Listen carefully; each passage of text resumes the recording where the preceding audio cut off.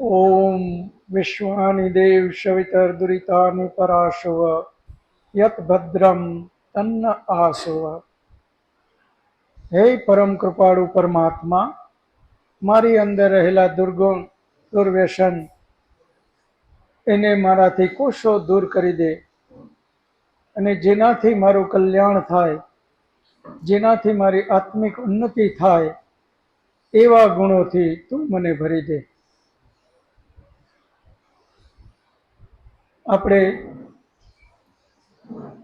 ગયા વખતનું થોડું રિવિઝન કરી લઈએ।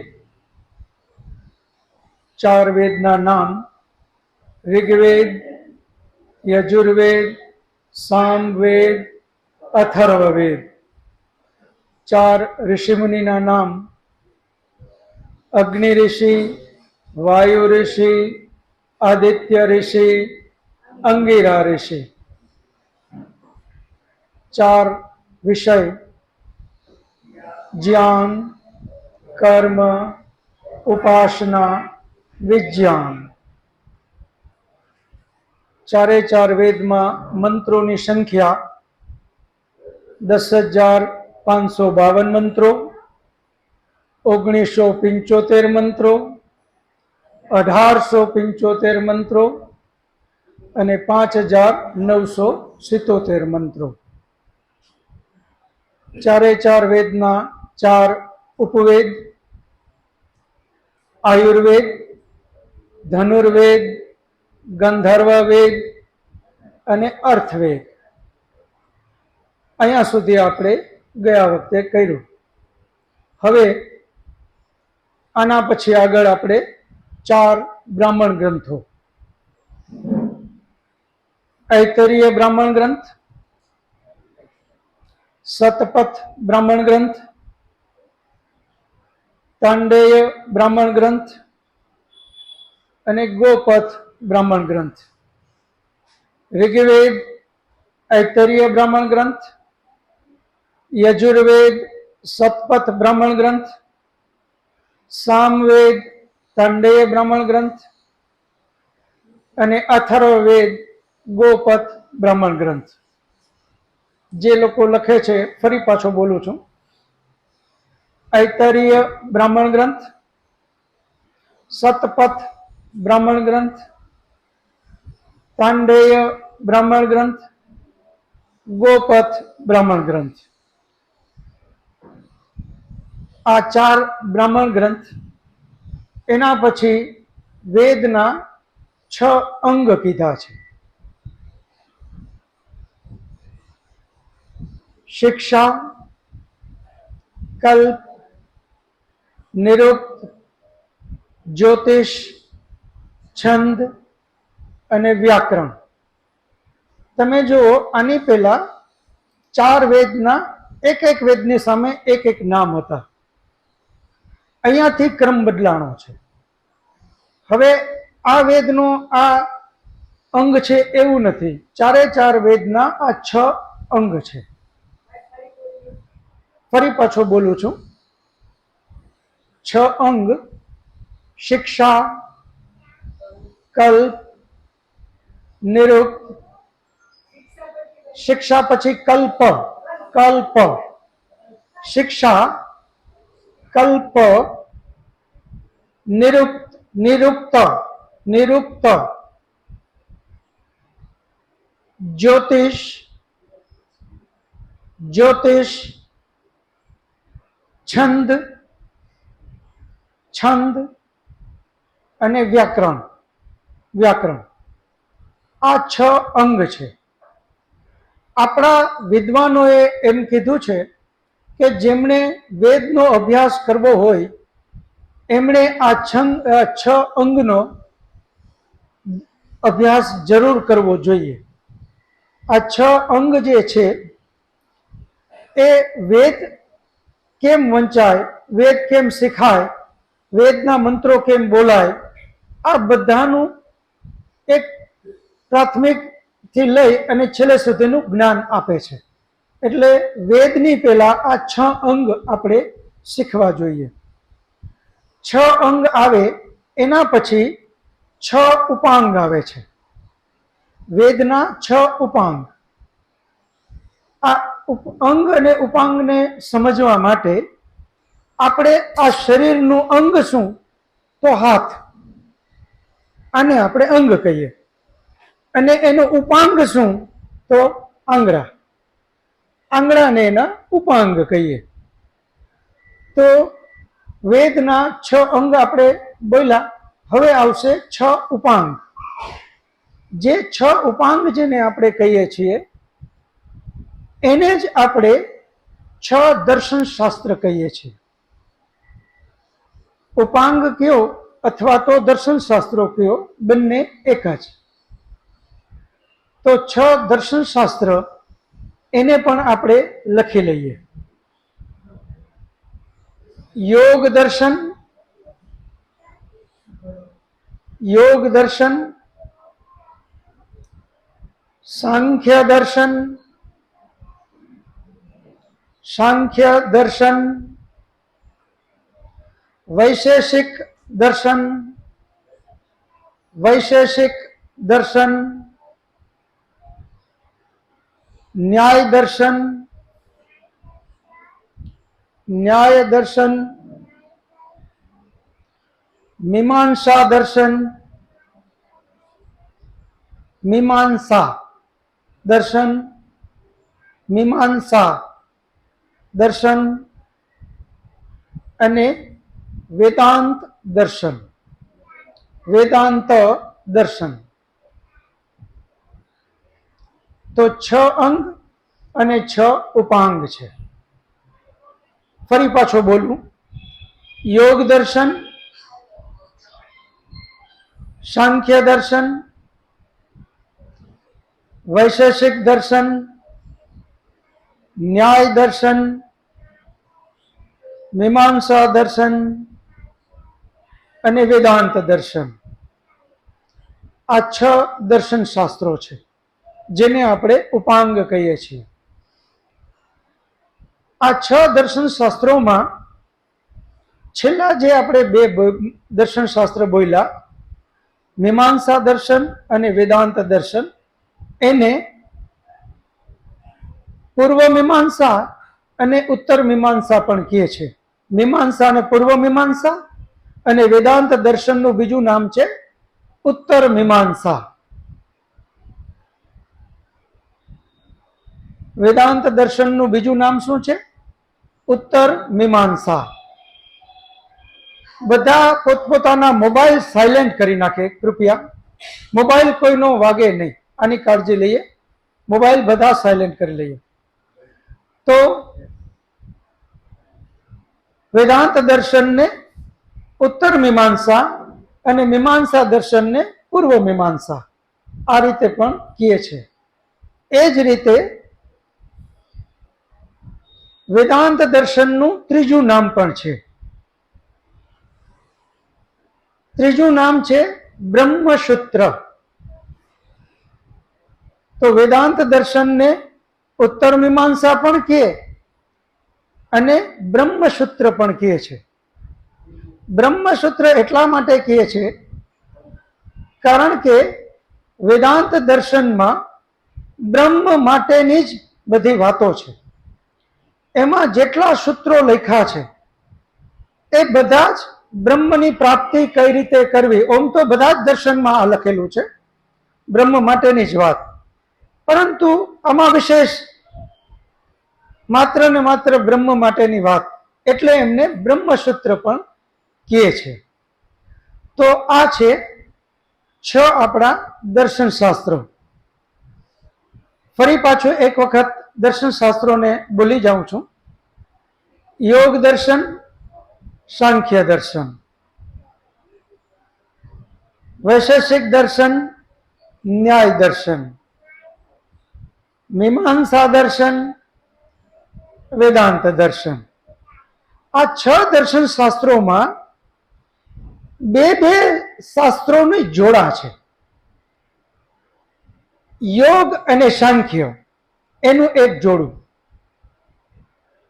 વૈશેષિક અને ન્યાય એનું એક જોડું, અને મીમાંસા અને વેદાંત દર્શન એનું એક જોડું. યાની 6 દર્શન શાસ્ત્રોના 3 જોડા છે. પહેલું યોગ સાંખ્ય, બીજું વૈશેષિક ન્યાય અને ત્રીજું મીમાંસા વેદાંત. આ જોડા શું કામે? તો આ જોડા એટલા માટે આપણા વિદ્વાનોએ કીધું કે આ બે દર્શન શાસ્ત્રોની અંદરમાં જે વિષય છે એ એક જ વિષય છે. જેમ કે યોગ દર્શન અને સાંખ્ય દર્શન, તો એમાં સમાધિ સુધી કેમ પહોંચવું એની વાતો લખેલી છે.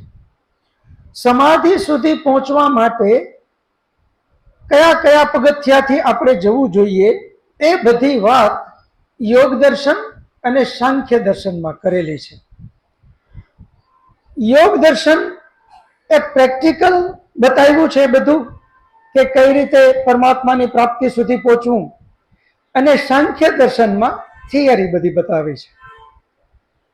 તો સાંખ્ય દર્શન છે એ થિયરી સમાધિ સુધી પહોંચવા માટે, અને યોગ દર્શન છે એ પ્રેક્ટિકલ સમાધિ સુધી પહોંચવા માટે. એટલે આ બે શાસ્ત્રોનું એક જોડું. પછી છે બીજો જોડું વૈશેષિક અને ન્યાય.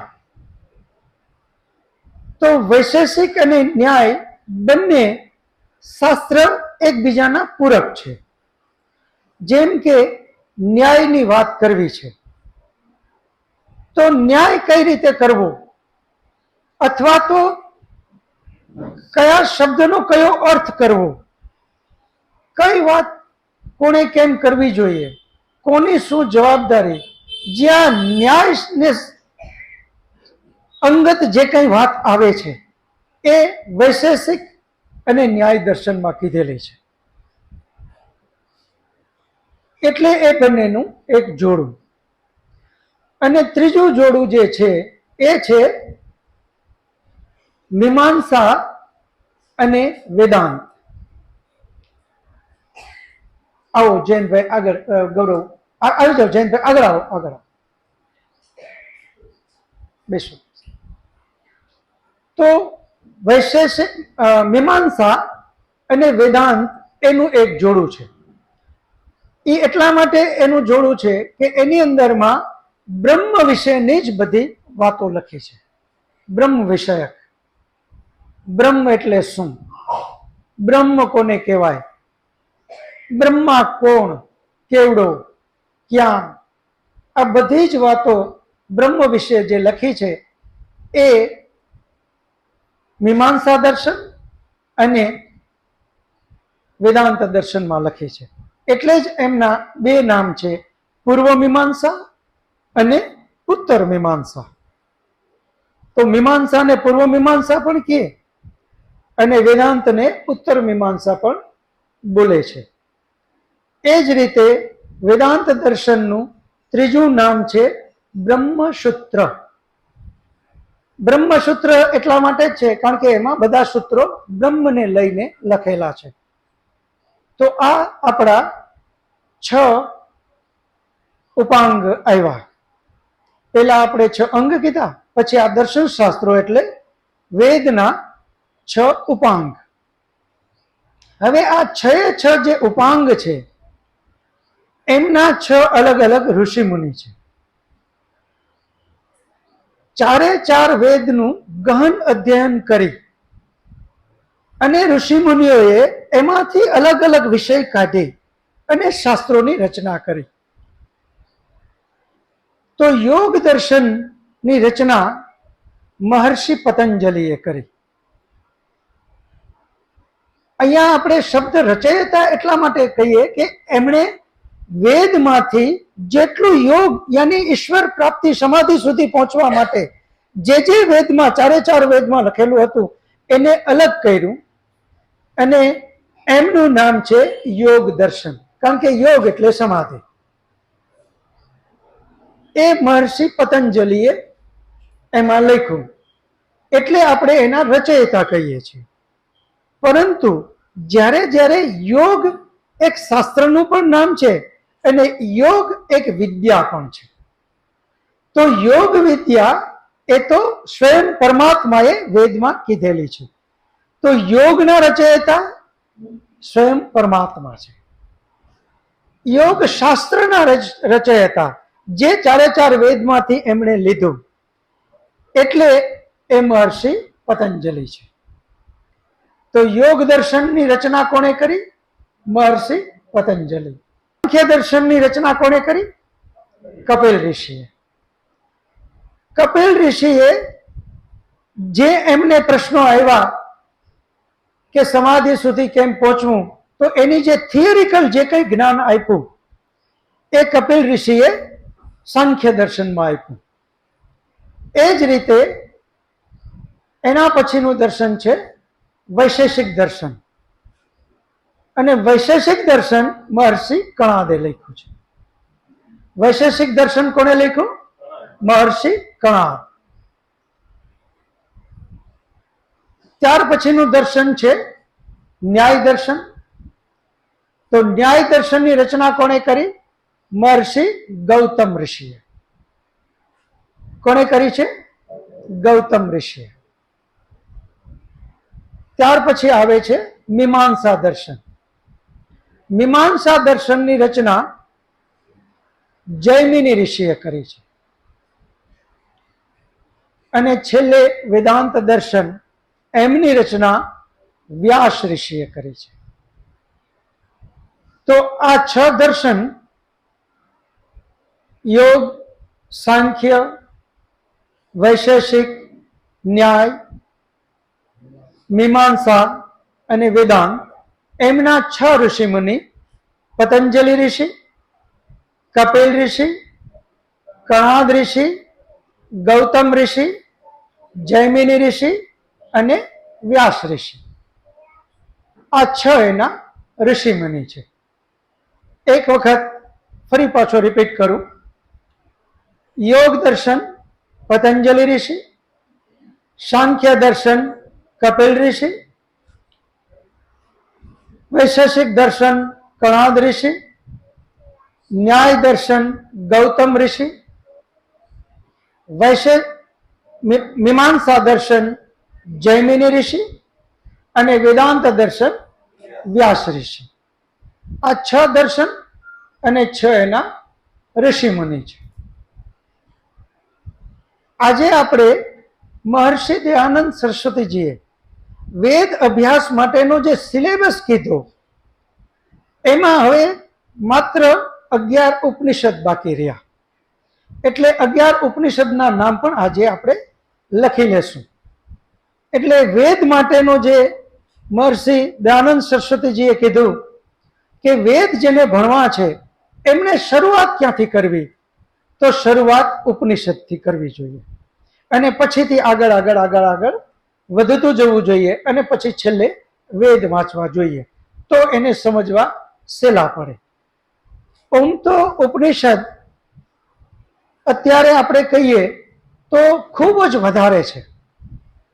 કારણ કે જેમ જેમ આગળ આગળ વધતા જાય એમ એમ ઉપનિષદનું કંઈ ને કંઈ નામ આપી અને ઉપનિષદ બનાવતા જાય છે બધા. પરંતુ ઋષિમુનિઓએ જેમને માન્યતા આપી એવા 11 ઉપનિષદ છે. કેટલા ઉપનિષદ છે? 11 ઉપનિષદ. એમાંનું મુખ્ય પહેલું ઉપનિષદ ઈશાવાસ્ય ઉપનિષદ. ઈશો ઉપનિષદ પણ એને કહે છે અને ઈશાવાસ્ય ઉપનિષદ પણ બોલે છે. ઈશાવાસ્ય ઉપનિષદ જે છે એને મુખ્ય ઉપનિષદ આપણે એટલા માટે કહીએ છીએ, જે આપણા 4 વેદ છે એમાંનો બીજો વેદ યજુર્વેદ, એ યજુર્વેદનો 40મો અધ્યાય મનુષ્ય જીવન માટે ખૂબ જ ઉપયોગી છે. ઋષિમુનિઓએ એવો વિચાર કર્યો કે અત્યારની આ બધા બિઝી લાઈફમાં જો કદાચ બધા જ ગ્રંથો વંચાય તો ખૂબ સારું, વાંચવા જ જોઈએ. મનુષ્ય જન્મ મોક્ષની પ્રાપ્તિ કરવા માટે જ થયો છે. એટલે જેટલો ભોગ આપણે બીજા આપણા વ્યવહારિક જીવન, સાંસારિક જીવન જ્યાં આપીએ છીએ એના કરતાં પણ વધારે આપણે સમય આપણા નિજ જીવન માટે આપવો જોઈએ. પરંતુ ન આપી શકાય તો વિદ્વાનોએ, ઋષિમુનિઓએ એમ કીધું કે આ યજુર્વેદનો 40મો અધ્યાય મનુષ્ય જીવન માટે ખૂબ જ ઉપયોગી છે. એટલે એમણે એ 40મા અધ્યાયને અલગ કર્યો અને એનું નામ આપી દીધું ઈશો ઉપનિષદ, ઈશાવાસ્યમ ઉપનિષદ. એનું નામ ઈશો ઉપનિષદ શું કામે રાખ્યું? તો એ જે 40મો અધ્યાય છે એનો પહેલો જ મંત્ર, એની શરૂઆત જ ઈશાવાસ્યમ ઇદમ સર્વમ યત ક્વિંચ જગત્યામ જગત તેન ત્યક્તેન ભુંજીથા મા હૃદય કશ્યસ્વિદ્ધનમ.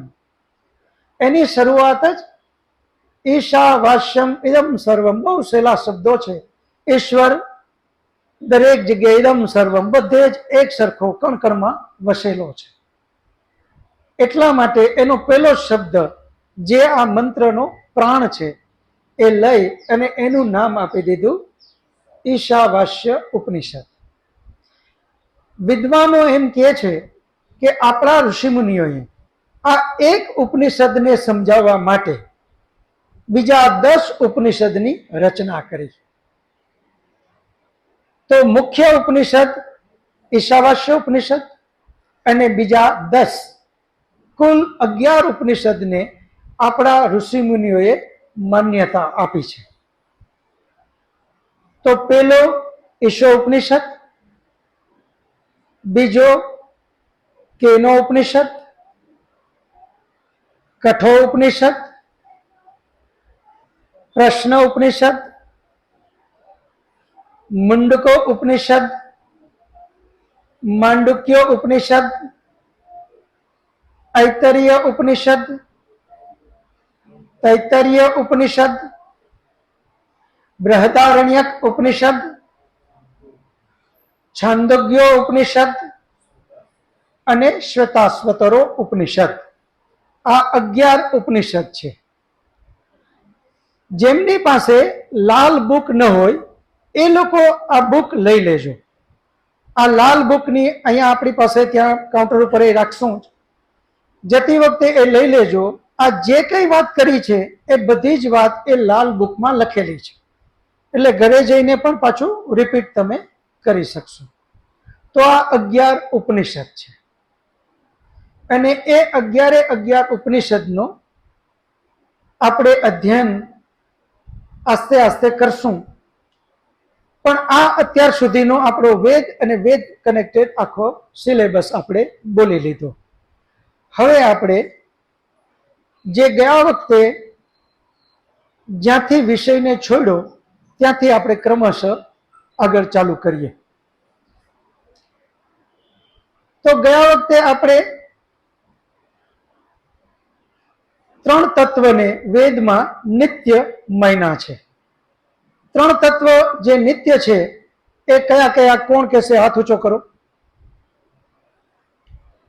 હાથ ઊંચા જ રાખો તો ખ્યાલ આવે. યસ જી બેટા, 3 તત્વ કયા કયા બોલજો? આરવ.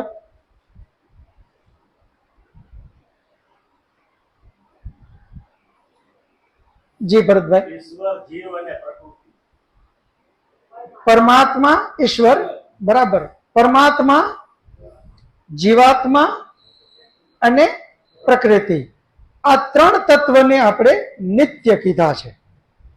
જેમાં પરમાત્મા એક જ, જ્યારે જીવાત્માઓ અસંખ્ય આપણી ભાષામાં. પણ પરમાત્માની દ્રષ્ટિએ તો એની પણ સંખ્યા ફિક્સ જ છે, તો જ નિત્ય ગણાય. જો સંખ્યા વધતી હોય અથવા ઘટતી હોય તો એને નિત્ય કહેવાય નહીં. કારણ કે છે એમાંથી ઘટે તો ઓછા થાય તો એનો મતલબ એ નિત્ય નથી, અને છે એમાં વધ્યા તો એનો મતલબ નવા ઉત્પન્ન થયા તો એ પણ નિત્ય નથી. કારણ કે ઉત્પન્ન થાય એનો નાશ. હંમેશા આપણે બધા એક વસ્તુ નક્કી સમજીએ કે જે ઉત્પન્ન થયું છે એનો વિનાશ નક્કી છે. જે કોઈ દિવસ ઉત્પન્ન જ નથી થયું એ કોઈ દિવસ વિનાશ થવાનો નથી. જે આ બાજુ અનાદિ એ આ બાજુ અનંત. જે આદિ છે એનો જ અંત છે, જે અનાદિ છે એ અનંત છે. અને અનંત એને જ કહેવાય કે જે ક્યારેય પહેલી વાર આવ્યું નથી અને કોઈ દિવસ જવાનું નથી, કે હવે છેલ્લી વાર છે ને હવે વહી જશે, આવું ક્યારેય નથી. આને આપણે નિત્ય કીધા.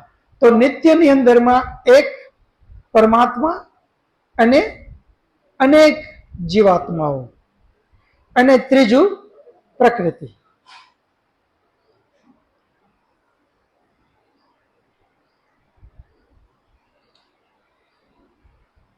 હવે તારા ફોનમાં એ નંબર લઈ લેજે એટલે વચ્ચે ડિસ્ટર્બ નહીં. તો ત્રણ વસ્તુ જે નિત્ય કીધી એમાં બે જે છે એ ચેતન છે, એક પરમાત્મા અને એક જીવાત્મા. એ છે એ ચેતન છે. અને પ્રકૃતિ જે છે એને જળ કીધી. પ્રકૃતિ આપણે એક શબ્દમાં બોલીએ એમાં ત્રણ ઘટક છે પ્રકૃતિમાં. એ કયા કયા? સત્વગુણ, રજોગુણ અને તમોગુણ. આ ત્રણ ઘટકનું બનેલું એને આપણે પ્રકૃતિ કહીએ છીએ. સામાન્ય રીતે વ્યવહારિક ભાષામાં આપણે જે કંઈ જોઈએ છે એને પણ આપણે પ્રકૃતિ બોલીએ છીએ.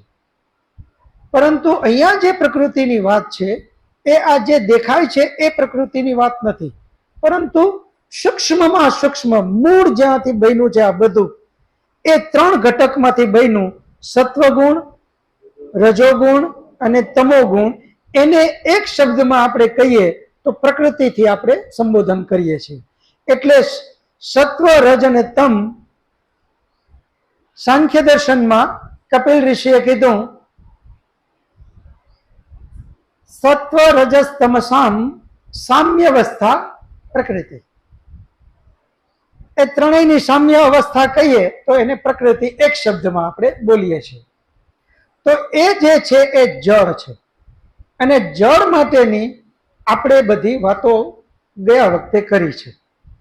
તો અત્યારે મને જળ માટેની ડેફિનેશન બે ત્રણ લોકો બહેનોમાંથી અને ભાઈઓમાંથી થોડા ફટાફટ આપી દઈએ. જળ કોને કહેવાય? ગયા વખતે આપણે જે ચર્ચા કરી એ. એમાં જીવ છે એ ચેતન છે, જીવ નથી એ જળ છે. જીવ છે એ ચેતન અને જીવ નથી એ જળ. અધૂરી છે ભાષા વ્યાખ્યા. જી બેટા કેજો. Very good. એના માટે તાળી પાડો. નાનકડો છોકરો છે એમણે કીધું જેને સુખ દુઃખનો અનુભૂતિ થાય, અનુભવ થાય એને ચેતન કહેવાય, અને નથી સુખ દુઃખનો અનુભવ એને જળ કહેવાય. તો જળ માટેની શું વ્યાખ્યા આવી? પેલી, જેને સુખ દુઃખનો અનુભવ નથી, yani જેને કોઈ પણ જાતની અનુભૂતિ જ નથી એને આપણે જળ કહેવાય. આ એક. બીજું, બીજી વ્યાખ્યા હજી આગળ. જી સાईं. જેમાં ઈચ્છા, જેની અંદરમાં ઈચ્છા નથી એને જળ કહેવાય. જેની અંદરમાં ઈચ્છા જ નથી. ઈચ્છા એને આગળ તમે કહો તો તર્ક વિતર્ક, યાની વિચાર. જેને તર્ક વિતર્ક જ નથી, જેની ઈચ્છા નથી, જેને વિચાર નથી એને આપણે જળ કહેવાય. અને ત્રીજું, જેની અંદરમાં પ્રયત્ન નથી તો એ પણ જળ. ઇન શોર્ટ આપણે બહુ આપણી ભાષામાં સમજીએ તો આપણી પાસે ઘણી બધી જળ વસ્તુઓ છે. જેને બુદ્ધિ નથી, જેને સુખ દુઃખનો અનુભવ નથી, જે કાંઈ ઈચ્છા નથી કરતું, જેને નિર્ણય લેવાની શક્તિ નથી, આ બધું જ જળ છે. તો હવે તમે વિચાર કરો કે જ્યાં આપણે શરૂઆત જ્યાંથી કરી સત્વ, રજ અને તમ, આને વેદમાં જળ કીધું. તો સત્વ, રજ અને તમ જે 3 તત્વ આપણે લીધા, એની અંદરમાં આ વસ્તુ આપણે ઘટે એવું કહી શકીએ. સત્વગુણમાં ઈચ્છા નથી, સત્વગુણમાં સુખ દુઃખનો અનુભવ નથી, સત્વગુણમાં નિર્ણય લેવાની શક્તિ નથી, સત્વગુણમાં તર્ક વિતર્ક કરવાની શક્તિ નથી. આ બધા જ જે આપણે જળ માટેના ગુણ છે એ સત્વગુણ માટે લઈ શકીએ, રજોગુણ માટે પણ લઈ શકીએ અને તમોગુણ માટે પણ લઈ શકીએ. કારણ કે વેદની અંદરમાં સ્વયં ઈશ્વરે આને જળ કીધું છે. હવે એક બીજો નિયમ ખાસ લખી લઈએ આપણે. જળમાંથી હર હંમેશ જળ જ બને. જળમાંથી કોઈ દિવસ ચેતન બની જ ના શકે. આ નિયમ બરાબર ગાંઠ વાળી લેશું આપણે. આ એટલા માટે આ વસ્તુને વધારેમાં વધારે સમજવાની જરૂર છે, અને એટલા માટે વધારે સેશન આપણે લેવા છે. એક વખત વેદના આ જે બેઝિક સિદ્ધાંત પ્રિન્સિપલ જે સમજાઈ જાય તો વેદને સમજવો ખૂબ સહેલો પડશે.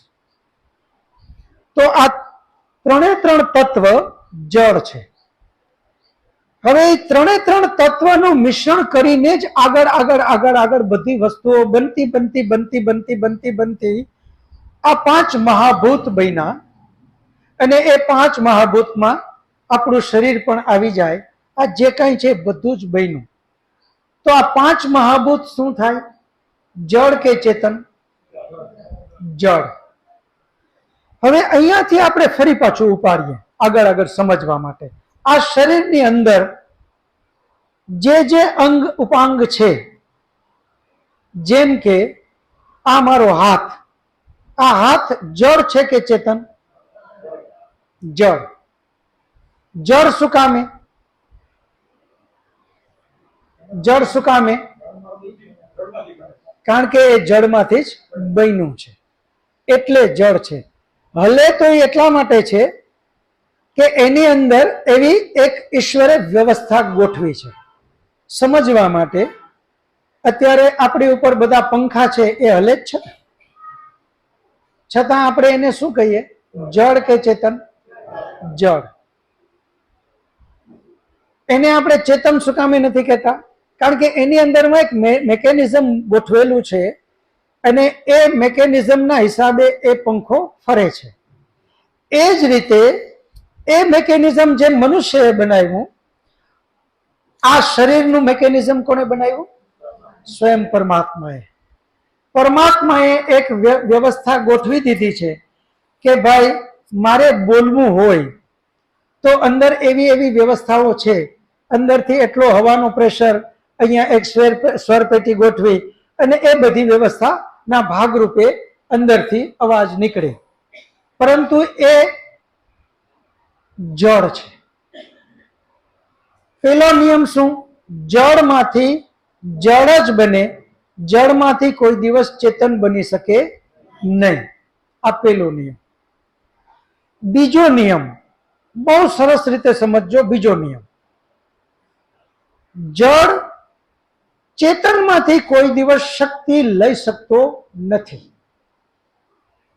જળ ચેતનમાંથી કોઈ દિવસ શક્તિ લઈ શકતો નથી.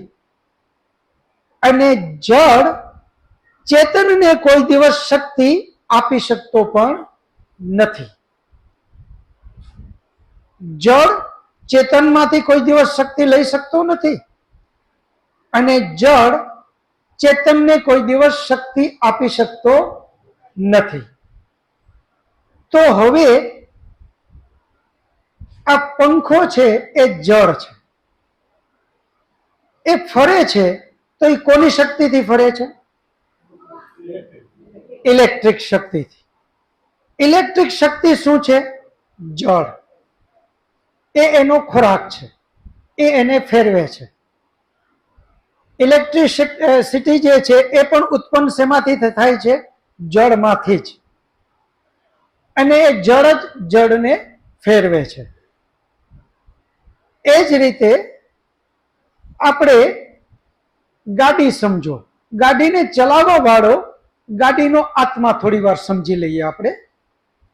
ગાડીનો ચલાવવા વાળો ગાડીનો આત્મા, અને ગાડી છે એ સાધન છે. ગાડી કઈ શક્તિથી ચાલે છે? એનું ફ્યુલ, બરાબર ને? પેટ્રોલની ગાડી હોય તો પેટ્રોલથી ચાલે, પેટ્રોલની શક્તિથી. અને ડીઝલની ગાડી હોય તો ડીઝલ, ક્રૂડની હોય તો ક્રૂડ, ઇલેક્ટ્રિક હોય તો ઇલેક્ટ્રિક. ડ્રાઈવરની શક્તિથી ચાલતું નથી. શક્તિ તો એની જ મળે છે, જળની જ મળે છે. હવે એ જ વસ્તુ આપણા શરીર ઉપર ઘટાવો તમે. આ મારો હાથ ઊંચો થાય છે એ કોની શક્તિથી?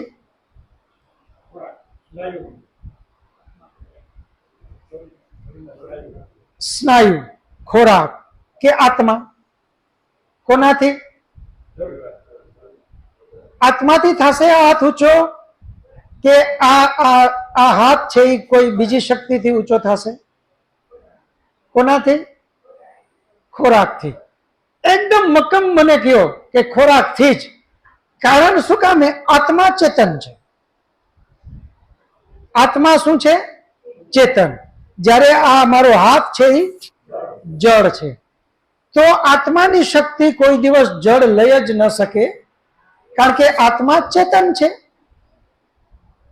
તો ચેતન કોઈ દિવસ જળને શક્તિ આપી ન શકે, એમ ચેતન જળમાંથી શક્તિ લઈ પણ ન શકે.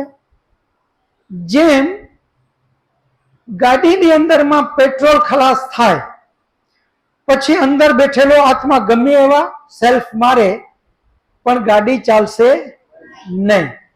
એમ તમે ઘણીવાર વિચાર કરો કે જે ખૂબ બીમાર છે, 2-3 મહિના સુધી અન્ન લેવાનું જ નથી, અતિશય બીમાર છે, એની અંદર એ આત્મા તો બેઠો છે.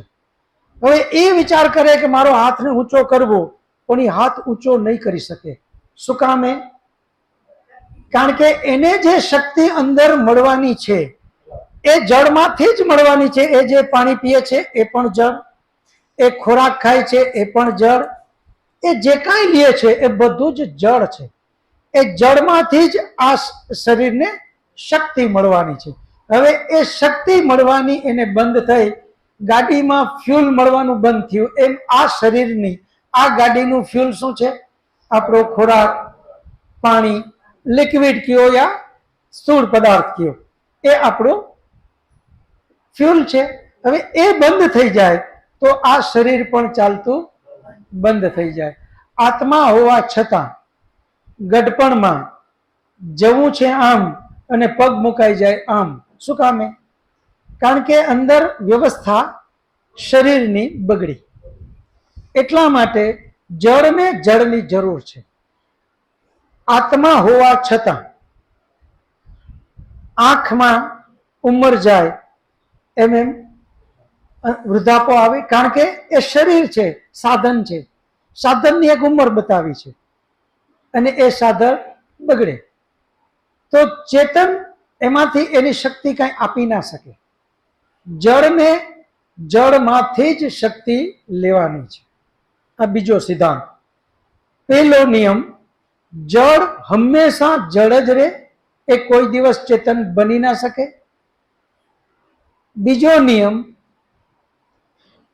જળ ચેતનને શક્તિ આપી ન શકે અને ચેતન જળને શક્તિ આપી ન શકે.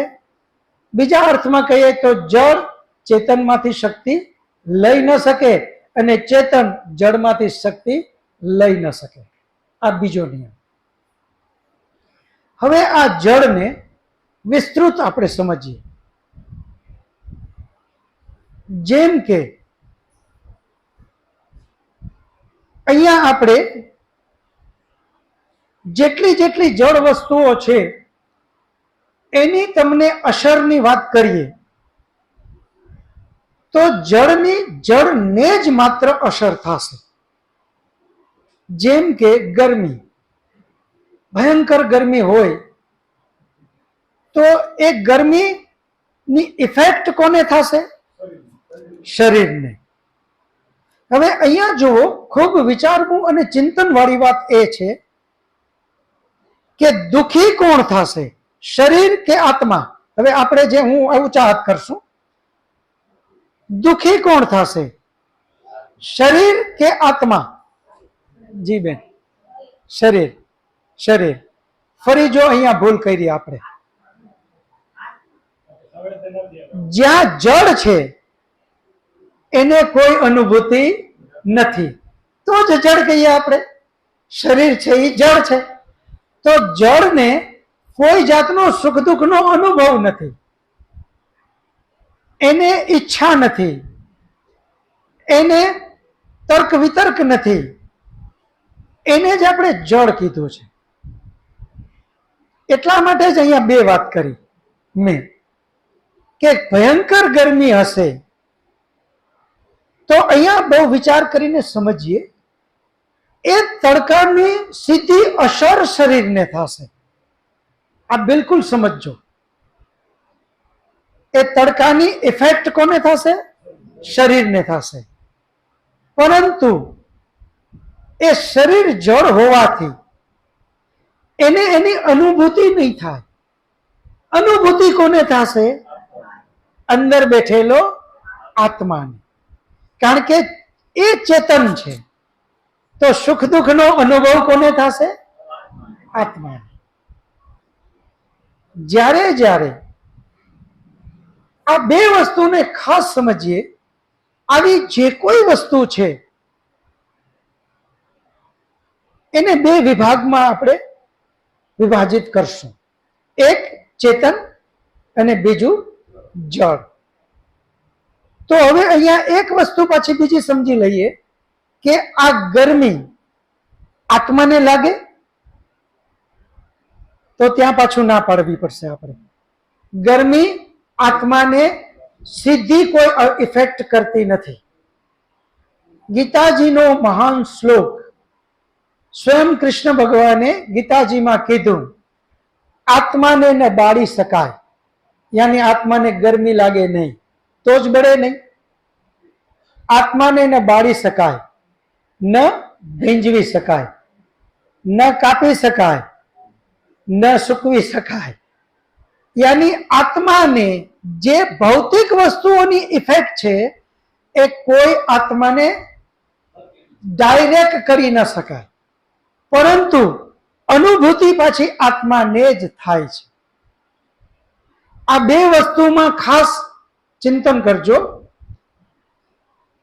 આત્માને ગરમી ડાયરેક્ટ લાગતી નથી, એને બાળી ન શકાય, પણ શરીરમાં જે ગરમી આવે એની અનુભૂતિ તો પાછો આત્મા જ કરે છે.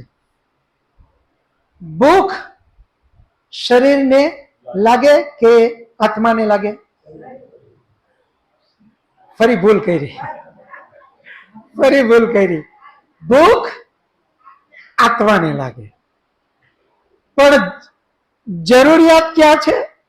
શરીર. ડાયરેક્ટ અનાજ કે જે કંઈ છે એ આત્મા એમાંથી કાંઈ લેવાનો નથી. એ દૃષ્ટિએ ભૂખ આત્માને લાગતી નથી. પરંતુ જે આપણે કંઈક અનુભૂતિની વાત છે, એ અનુભૂતિ તો કોને થશે? ભૂખની. આત્માને જ. કારણ કે આત્મા જ એકમાત્ર ચેતન છે આ શરીરમાં, જ્યારે બાકી બધું તો જળ છે. આ પેટની અંદરમાં ખાવાનું આપણે નાખીએ, એ બધું જે ભૂખ લાગવાની અનુભૂતિ છે એ કોને થઈ? આત્માને. શરીરની જરૂરિયાત જે છે એ શરીર તો જળ છે. જળને કોઈ દિવસ ઈચ્છા થતી નથી, અનુભૂતિ થતી નથી, એની કોઈ ડિમાન્ડ હોતી નથી.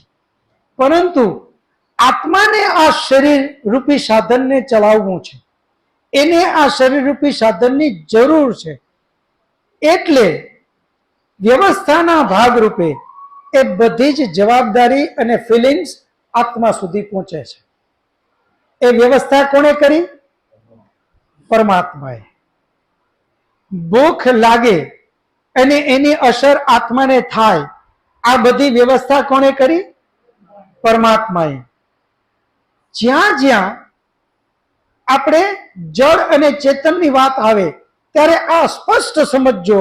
એટલે જ હું પેલા લઈ ગયો સત્વ, રજ અને તમ. પેલા આપણે આ ત્રણ તત્વને બરાબર સમજીએ. સત્વગુણ, રજોગુણ અને તમોગુણ આ છે જળ, અને એમાંથી જેટલું બને એ બધું જ જળ જ બને. હવે આ આંખ, એમાં તમે જો આમ કંઈ પણ આવે તો આંખ ઓટોમેટિક બંધ થઈ જાય. તો આંખ એ જળ છે કે ચેતન? હજી એક અવાજ નથી આવતો. જળ. હજી સમજીએ આપણે. બેન તમે ચેતન એને કીધું શું કામે? નહીં આપણે એટલા નહીં આપો એટલે બીજાને ખ્યાલ આવે એટલા પૂરતું જ આપણે એને રિપીટેશન કરીએ. બે જવાબ આપવા જ જોઈએ, તો જ બહુ ક્લિયર થશે અને તો જ આપણો આખો કોન્સેપ્ટ સમજી શકાશે. એ ચેતન શું કામે આપણે લાગ્યું? કારણ કે આમ ઓટોમેટિક આંખ જાણે બંધ થઈ ગઈ હોય એવું લાગે આપણને, પરંતુ આ બધી વ્યવસ્થા સ્વયં ઈશ્વરે ગોઠવેલી છે. એ છે જળ. જેમ આપણે બધા અત્યારે તો બહુ સાયન્સ આગળ વધી ગયું, ઘરની અંદરમાં એવા નળ આવી ગયા કે ત્યાં હાથ લઈ જાઓ એટલે પાણી ઓટોમેટિક આવવા માંડે, નળ ચાલુ કરવાની જરૂર નહીં. તો એનો અર્થ એ નળ છે એ ચેતન છે કે જળ? જળ છે. ભલે ઓટોમેટિક આમ રાખ્યા ભેગું આવી જાય, પરંતુ એ શું છે? જળ છે. શું કામ એ જળ છે? કારણ કે એમાં એવી એક વ્યવસ્થા ગોઠવી કે જેવો હાથ નીચે જાય ફટાક પાણી ચાલુ થાય. તો આ તરત જ ચાલુ થઈ જવું, ઓટોમેટિક ચાલુ થાય, છતાં પણ એ જળ જ છે. હવે એ વ્યવસ્થા કોણે ગોઠવી? જે નળ ચાલુ કરવાનું? કોઈ ફેક્ટરીની અંદરમાં કોઈ ચેતને. તો આ એક ત્રીજો નિયમ લખો. જળ પોતાની રીતે કોઈ દિવસ કાંઈ કરી શકતું નથી. જળ પોતાની રીતે કાંઈ કરી શકતું નથી. એને સુવ્યવસ્થિત ગોઠવવા માટે કોઈ ચેતનની જરૂરિયાત પડે. એ ચેતન દ્વારા જ ગોઠવાય છે. આ એક નિયમ બન્યો. જળ પોતાની રીતે કોઈ દિવસ સુવ્યવસ્થિત કાંઈ કરી શકતું નથી. એ વ્યવસ્થા ગોઠવવા માટે હંમેશા ચેતનની જ જરૂર પડે છે. જેમ કે આપણી કાંડા ઘડિયાળ, આ કાંડા ઘડિયાળ છે એની અંદરમાં ચક્ર છે, ઘણા સ્ક્રૂ હશે, ઘણા પાર્ટ્સ એના છે, અંદર બેટરી છે, ડાયલ છે, કાંટા છે. આ બધા એની રીતે કોઈ દિવસ બનીને ગોઠવાઈ જાય ખરું? આ કોઈ કાળે શક્ય છે કે ભાઈ એના ચક્ર એની રીતે બની જાય, એમાં કાંટા એની રીતે બની જાય, ડાયલ એની રીતે બની જાય, એનો બેલ્ટ એની રીતે બની જાય, બધા ગોઠવાય અંદર ઘડિયાળ બની જાય? આવું કોઈ કાળે શક્ય છે? એટલે આપણે નક્કી કહી શકીએ, ભલે એનો બનાવવા વાળો આપણે જોયો છે? નથી જોયો, છતાં પણ આપણે કોન્ફિડન્સથી કહી શકીએ કે આ જળ વસ્તુ છે એ જળ કોઈ દિવસ એની રીતે બની ના શકે. એનું બનાવનારું કોઈ ચેતન છે. ચેતન દ્વારા જ એ બન્યું હોય તો જ આટલું સુવ્યવસ્થિત બની શકે. આ એક નિયમ. હવે આને ફરી પાછો આપણે ક્રમશઃ કરશું. 10 મિનિટ માત્ર બાકી રહી, તો કાંઈ પણ આ વિષયમાં પ્રશ્ન હોય તો આપણે કરીએ. માઇક પ્રશ્ન માટે આ માઇક ગમે તે એક વર્ષ ફટાફટ ગૌરવ આવી જાઓ.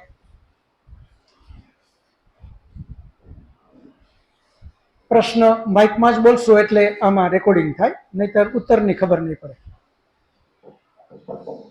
નમસ્તે ગુરુજી. નમસ્તે. કોઈ વ્યક્તિ કોમામાં છે એ પેલી કન્ડિશન, બીજું કોઈ માનસિક વિકલાંગ છે તો એ વ્યક્તિની ચેતનની અવસ્થા કેટલી? કેમ કે એમને દુઃખનો અનુભવ તો થતો નથી, શરીરને ગમે એટલું કઈ થાય, આત્મા અનુભવ કરતો નથી. જી, બહુ સરસ પ્રશ્ન. શું નામ આપનું? ધ્રુવન શુક્લ. શુક્લાભાઈ, બહુ સરસ પ્રશ્ન. આવા પ્રશ્નો આપણે બધા જ કરીએ તો આપણું ક્લિયર બહુ સારી રીતે થશે. એમનો પ્રશ્ન છે જે આપણે બધાએ અનુભવ્યું છે, અથવા રૂબરૂ જોયું અથવા ટીવીમાં પણ જોયું હોય.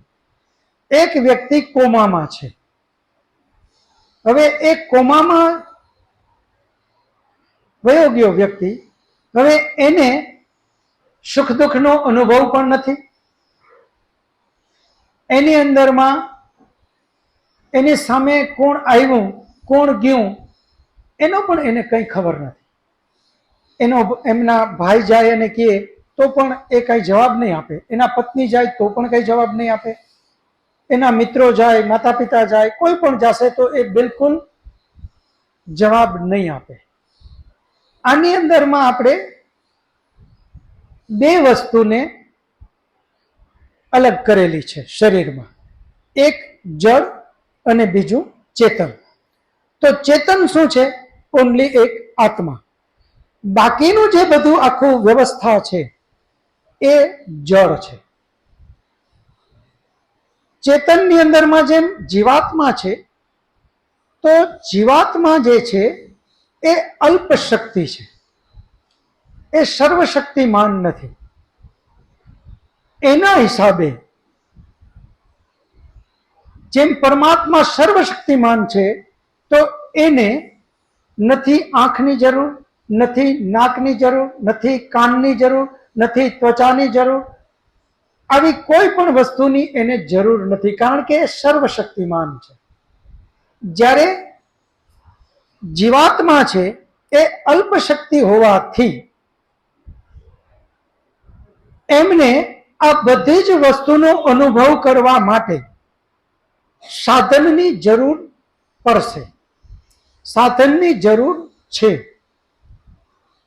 કોમાનો એક જે વ્યક્તિ છે એની પહેલા તમને એક કાને બેરા વ્યક્તિનું ઉદાહરણ લઈએ આપણે. કાને એક વ્યક્તિ બેરા છે, એ તો સામાન્ય રીતે આપણે બધા ઘર ઘરમાં જોતા હોય, વડીલો બધા બેરા મોટા ભાગે થાય. એની અંદરમાં ચેતન બેઠું જ છે, આત્મા. પરંતુ એનું જે સાંભળવા માટેનું સાધન છે એ બગડ્યું, તો હવે એ આત્મા ચેતન અંદર બેઠો હોવા છતાં સાંભળી શકતો નથી. એનો અર્થ એ થાય કે આત્માને સાંભળવું હોય તો કાન જોઈએ ને જોઈએ. કાન બગડે તો હવે એક નવી વ્યવસ્થા આવી, મશીન. કાનને સાંભળવા માટે મશીન. તો મશીન શું છે? જળ. અલગથી એક સાધન વાપરું, કારણ કે એ જળ જ આ જળને ઉપયોગી થાય અને એના દ્વારા આત્મા સાંભળે છે. આ બધી વ્યવસ્થા ઈશ્વરે ગોઠવેલી છે. એ જ રીતે એક ચશ્માવાળા ભાઈનું ઉદાહરણ લઈએ. હવે મને નંબર છે, હું નજીકથી વાંચી ના શકું ચશ્મા વગર. મારી અંદર ચેતન બેઠું જ છે, પરંતુ એ ચેતન જે બેઠું છે એનું સાધન જે મારી આંખ છે એ બગડી ગઈ, એટલે એક મેં નવું સાધન બનાવ્યું, એ છે ચશ્મા. એ પણ જળ. અહીંયા આ વાત એટલા માટે તમે વધારે સમજજો કે આ જળ માટે જ ઉપયોગી છે. અને એ પાછું ઉપયોગી ડાયરેક્ટ કોનું? તો ચેતન. એનો ઉપભોગ કરશે કોણ? ચેતન. તો આ જળ પણ સાધન, એમ આ આંખ પણ સાધન, આ ચશ્મા પણ સાધન અને આ આંખ પણ સાધન. આ ચશ્મા પણ જળ અને આંખ પણ જળ. જળ આ રીતે કર્યું તો આ સાધન સુધર્યું અને આત્મા છે એ હવે હું વાંચી શકું. એ જ રીતે આપણી અંદર જે એક વ્યવસ્થા ઈશ્વરે કરેલી છે ચેતાતંત્રની, એ ચેતાતંત્ર બગડી ગયું તો અંદર આત્મા બેઠેલો હોવા છતાં એ વ્યક્તિ કોમામાં ગણાશે. એનો ચેતાતંત્ર બગડ્યું, પણ હાર્ટ અને ફેફસા નથી બગડ્યા. તો એ શ્વાસ લે છે, શ્વાસોશ્વાસ લે છે, એના આખા શરીરમાં હાર્ટ દ્વારા પમ્પિંગ થઈ અને બ્લડ પણ પહોંચે છે. એટલે એ વ્યક્તિ જીવિત છે, કારણ કે એની અંદરમાં આ બધું કામ કરે અને આત્મા ચેતન તત્વ અંદર બેઠેલું છે.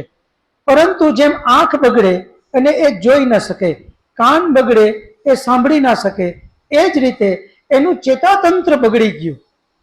તો હવે એ કોઈને ઓળખી નહીં શકે, એ સાંભળી નહીં શકે,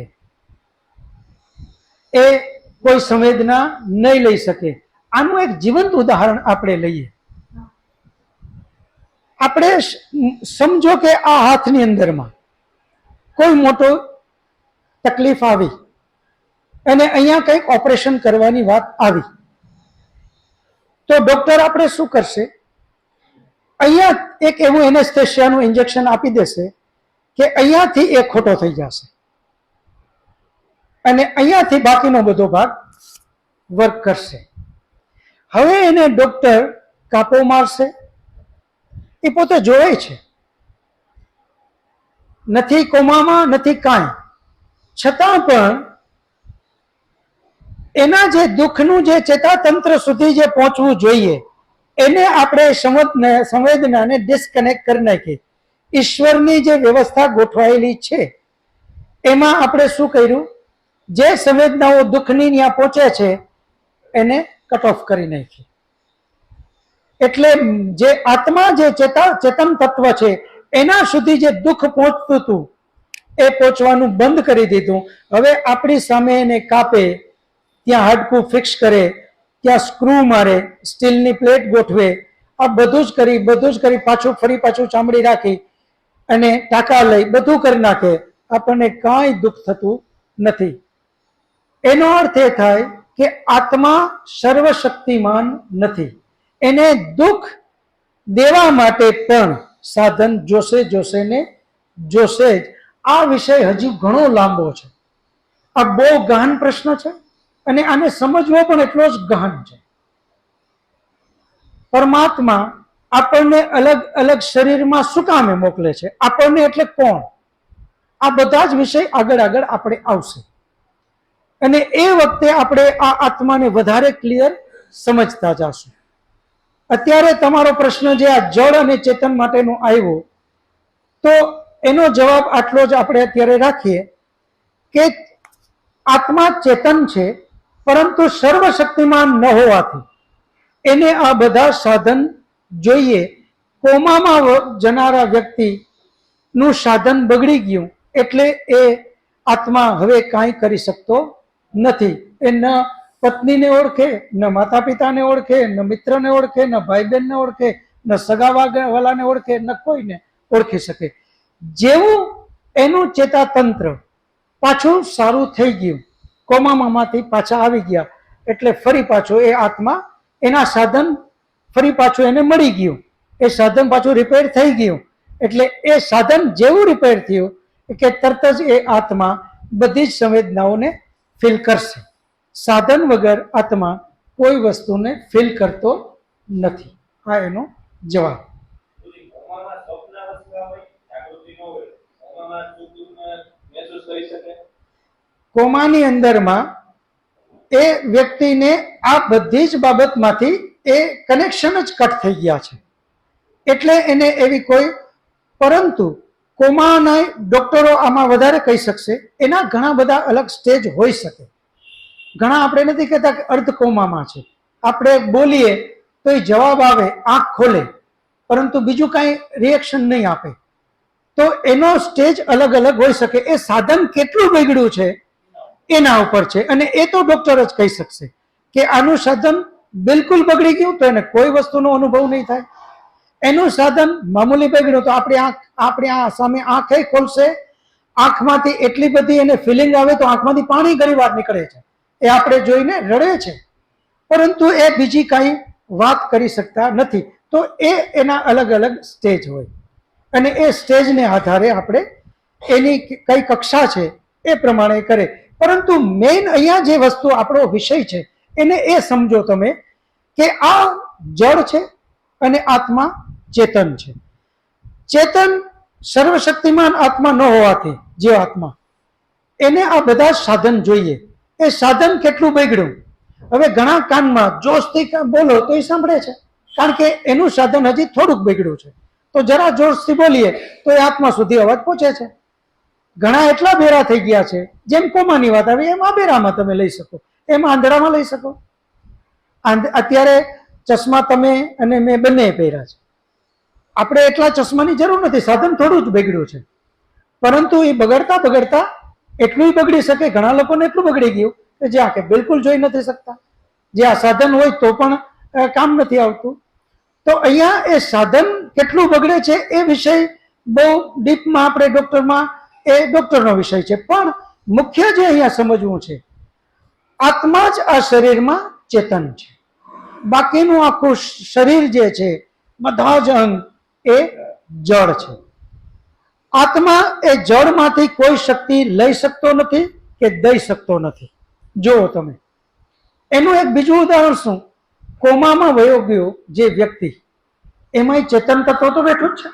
જો એ શક્તિ આપી શકતો હોત તો એને કોમામાંથી પાછા બહાર લઈ આવી શકે. શક્તિ એની નથી. એ શું એનું છે એ બધું આપણે ઘણો વિસ્તાર છે, એ આગળ આપણે સમજશું. એ રીતે આપણે આગળ સમજતા જશું. 3 મિનિટ અતિક્રમણ થઈ ગઈ છે, એટલે હવે કોઈને આપણે બહુ પ્રશ્નો આજે નહીં લઈ શકીએ, કારણ કે આ વિષય ગહન છે. એટલે થોડું વધારે મેં સમજાવવા માટેનો પ્રયત્ન કર્યો. તો હવે આપણે આજની આ સભાને અહીંયા જ પૂરી કરી. અને પેલા આપણે શાંતિપાઠ કર્યા પહેલા કોઈ ઊભા નહીં થાય. હંમેશા યાદ રાખજો, છેલ્લે આપણે શાંતિપાઠ કરશું. શાંતિપાઠ કરશું, એના પછી પ્રસાદ હશે. એ પ્રસાદ એ બધાએ લઈને જ જવાનો.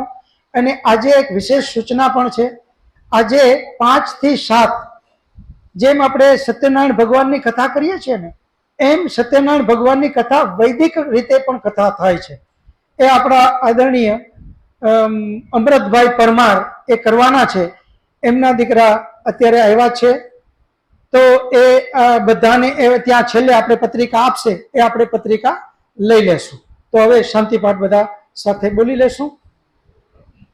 ઓમ દ્યો શાંતિરંતરિક્ષમ શાંતિ પૃથ્વી શાંતિરાપઃ શાંતિરૌષધયઃ શાંતિ વનસ્પતયઃ શાંતિર્વિશ્વે દેવા શાંતિર્બ્રહ્મ શાંતિ સર્વં શાંતિ શાંતિરેવ શાંતિ સમા શાંતિરેધિ. ઓમ શાંતિ શાંતિ શાંતિ. સર્વેભ્યો નમઃ. सबको सादर नमस्ते नमस्ते नमस्ते नमस्ते नमस्ते.